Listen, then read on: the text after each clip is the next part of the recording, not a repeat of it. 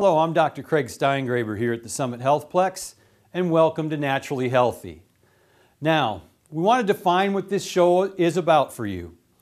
And it's always been about trying to provide you with education about natural methods of how our body can last longer and feel better while we're living. Now, much of the public is wanting this type of information. Natural health. What is it? How can it help me? How do I decide on it? And we want to be able to give you that information. It's very important, and I've seen throughout my many years of professional practice, that when you, the patient or the public or the employer, is more informed about how they can be healthier, what you can do to accomplish that, you accomplish being healthier much easier. It makes more sense. And I've also found that even though you don't have to go to a medical or a chiropractic or an osteopathic school to learn all this very technical medical issues in anatomy and physiology, it can be basically explained to you in layman's terms so that you have a better understanding on how our body systems work, and then how natural methods can enhance those body systems to decrease symptoms, to help us feel better, reasonably help us live longer. But a key is, I don't know, who wants to live a long time if you're not feeling very good? And that is a very, very big issue today within society. People are living much longer. But subsequently, because of lack of education, lack of knowledge, and lack of action, these degenerative disorders and decreasing health much more than it needs to be is occurring as well. So it's going to take some different types of groundswell and grassroots efforts to allow patients or people to potentially make better healthcare decisions for themselves. And so that's a lot of what this show is about. Now, healthcare today. You know, it's been said that we're in a healthcare crisis. Health insurance costs too much, and we'll talk about that here in just a second. But yes, I guess in a way you can consider that there is a healthcare crisis. The federal government's trying to do what they think is the correct thing to do to help people better afford health care, certain type of health care. But the reality is that there is plenty of research that proves this, that when the patient or the individual gets more involved with their health care, they are healthier and they spend less money on their health care. Now, what does getting more involved mean? It means becoming more informed. And once again, you don't have to go to school to do that, but hopefully shows like mine, shows like this, will give you a basis to understand how our body works and how we can enhance how it works, which virtually always translates into you having less symptoms and you feeling better and you living longer. Now, insurance today. I had a lot of, we come across a lot of people that really don't do anything relative to enhancing how their body functions unless their insurance pays for it. They make a lot of decisions based on their insurance coverage. While insurance is extremely important to help defray the costs of health care, for the most part, insurance is put together to help defray the costs of pharmaceutical treatments, and surgical treatments. Now, very important aspects of helping us be healthier in many certain ways. But they're not the only things that are there. And there are times when more natural methods are more appropriate. You always want to be guided in certain ways and access your medical physician.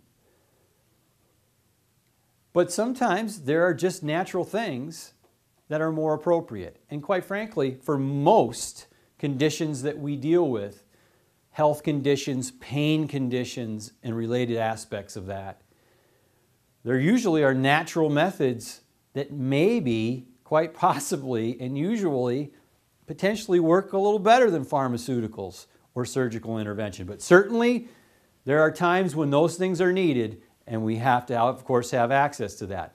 But then again, those can be the more expensive things, and that's how the insurance industry is put together. Now, granted, insurance does pay for most chiropractic care, a certain portion of it. It's limited in the scope that it contributes to as far as chiropractic. Some pays for some massage, some pays for some acupuncture, and in very rare situations, pays for natural supplementation.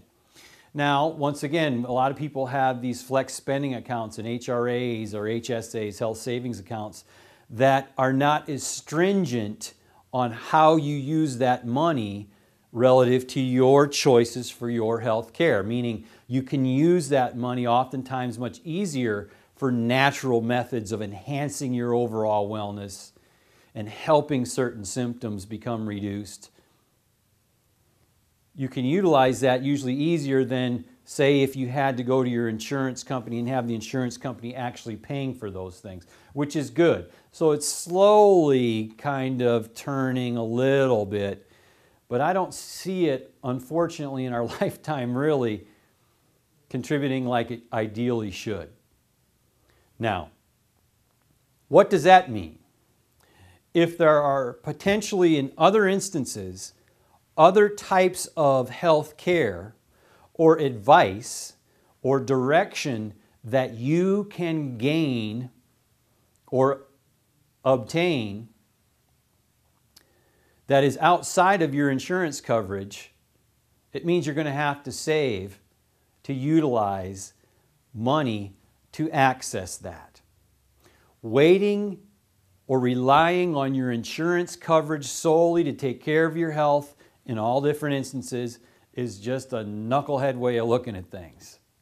And it's unrealistic. And I know most of you know that, but I tell you, most of you don't think about it that way very often. So just like we save for our retirement, or we may save for a flat screen TV that gives us momentary pleasure, you have to start saving and or reworking your budget, if possible, and most of the time it is possible, to set aside some lump sums to utilize each month to contribute to your overall health and your overall wellness. There's no way, in almost every instance, that won't increase your lifetime and increase and improve how you feel. Now, what I've said here about healthcare today, what I've said here about insurance today, that really has a lot to do with you taking control of what your health is about and how you manage your health. You have to take control of it. Now you need guidance. And just like anything in our life, we have to learn out who is out there and find those individuals. And sometimes it takes a while to find a group of individuals that you can trust, that stay up with what's current, to stay up with the research, to help guide you through this health and wellness activity that you should practice, or we all should practice in our life. Now, how do you go about doing that? Well, I really feel, in my opinion, it has to start once again with acquiring knowledge. You have to become more informed. Once again, that's what this show is about. You have to become more informed. You have to ask questions of the people that you access for this health information. And while the internet has a lot of good information, you got to be careful about the internet. But finding those individuals, finding those groups is key to help guide you through your health care. Now,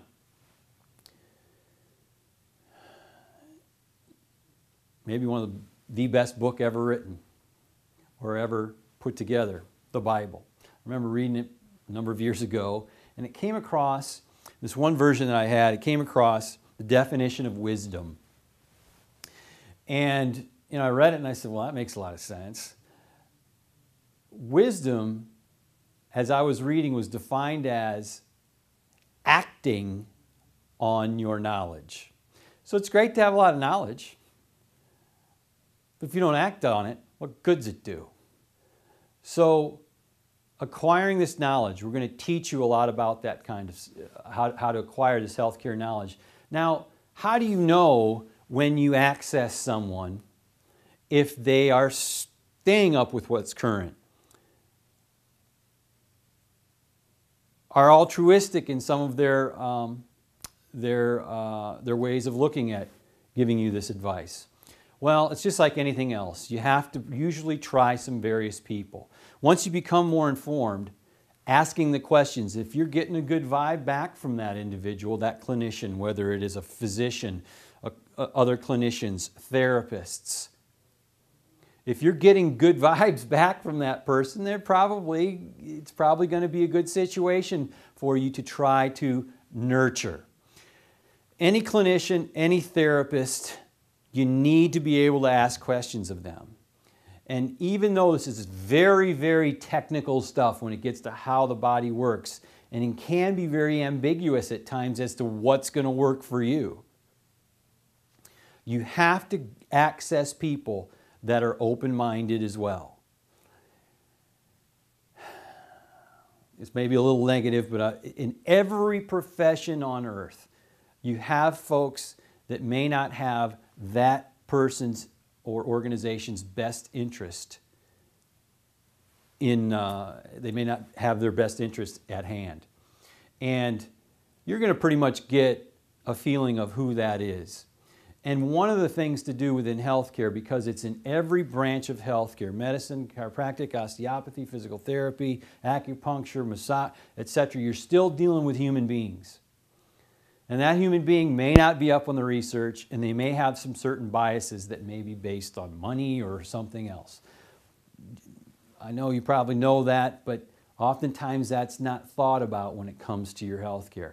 That's all I'm going to say about that. Just a little reminder of that. So you have to get that knowledge, but then you have to take that action. And I realize sometimes it's hard to take that action. One of the most common symptoms in society is type 2 diabetes. And it's very well referenced that in most cases, not all, most cases, you don't have to have that. If you learn how to eat right and you learn how to exercise right, a lot of type 2 diabetes goes away. Not all the time, but a lot of the time. So we know that most people know they should exercise and still most don't. So there can be a lot of different reasons why people know they should do something and don't do it. And quite frankly, one of the reasons is because they haven't been doing certain things, certain good, or practicing good health care, so to speak, and taking care of themselves through the years. And sometimes it's at no fault because that's kind of how they were brought up, so shame on the parents.